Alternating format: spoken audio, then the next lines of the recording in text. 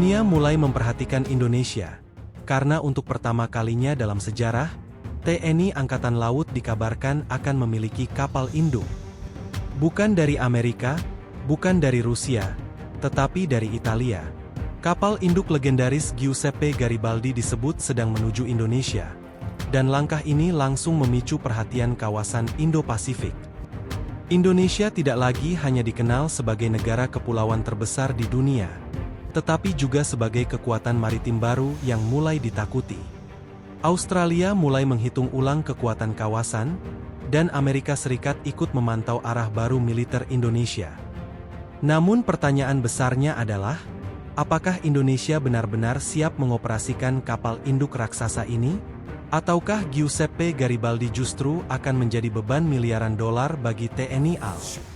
Dan seberapa besar dampaknya jika kapal induk ini benar-benar resmi berlayar di bawah bendera merah putih?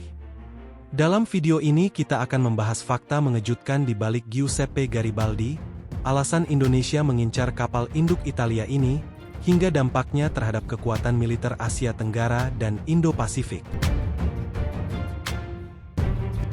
Giuseppe Garibaldi bukan kapal perang biasa. Kapal ini adalah simbol kekuatan laut Italia yang selama puluhan tahun menjadi bagian penting operasi militer NATO di kawasan Mediterania dan Timur Tengah. Dengan panjang sekitar 180 meter, kapal ini mampu membawa berbagai helikopter militer hingga jet tempur lepas landas vertikal seperti AV-8B Harrier. Masuknya kapal ini ke Indonesia langsung memicu perhatian berbagai negara. Banyak analis menilai bahwa langkah Indonesia mengakuisisi kapal induk merupakan sinyal kuat bahwa Jakarta ingin meningkatkan statusnya sebagai kekuatan maritim utama di Asia Tenggara. Modernisasi militer Indonesia memang sedang berlangsung sangat cepat. Dalam beberapa tahun terakhir, Indonesia aktif membeli berbagai alutsista modern dari berbagai negara. Mulai dari jet tempur Rafale asal Prancis, fregat Frame Italia, proyek jet tempur KF-21 bersama Korea Selatan, hingga kerja sama strategis dengan Turki dalam pengembangan teknologi pertahanan. Namun kapal induk memiliki arti yang jauh berbeda dibanding kapal perang biasa. Kapal induk bukan sekadar alat tempur. Ia adalah simbol proyeksi kekuatan. Negara yang memiliki kapal induk biasanya dianggap mampu menunjukkan pengaruh militernya jauh dari wilayah sendiri. Inilah alasan mengapa hanya sedikit negara di dunia yang mampu mengoperasikan kapal induk secara efektif. Dan kini, Indonesia sedang mencoba memasuki level tersebut. Kehadiran Giuseppe Garibaldi akan memberi TNI AL kemampuan baru dalam operasi laut dan udara. Kapal ini dapat berfungsi sebagai pusat komando terapung yang mampu mengendalikan operasi dalam radius sangat luas.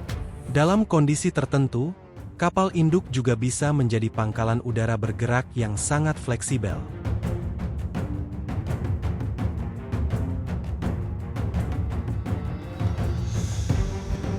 Laporan yang beredar menyebut bahwa TNI AL mulai mempersiapkan awak dan personel untuk menjalani pelatihan khusus di Italia.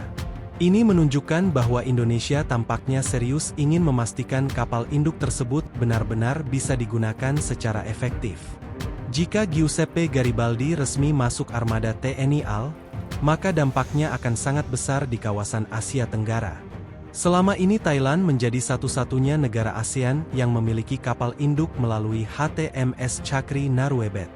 Namun operasional kapal tersebut dinilai terbatas karena berbagai kendala teknis dan anggaran. Indonesia kini berpotensi menjadi negara ASEAN dengan kemampuan kapal induk yang jauh lebih aktif dan strategis. Situasi ini tentu akan menarik perhatian banyak negara.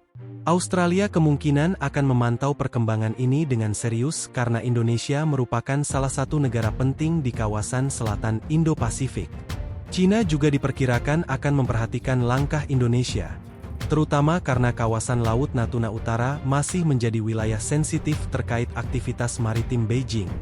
Amerika Serikat pun hampir pasti ikut mengamati perkembangan ini. Sebab dalam strategi Indo-Pasifik, Indonesia memiliki posisi yang sangat penting. Washington selama ini melihat Indonesia sebagai salah satu penyeimbang utama di Asia Tenggara.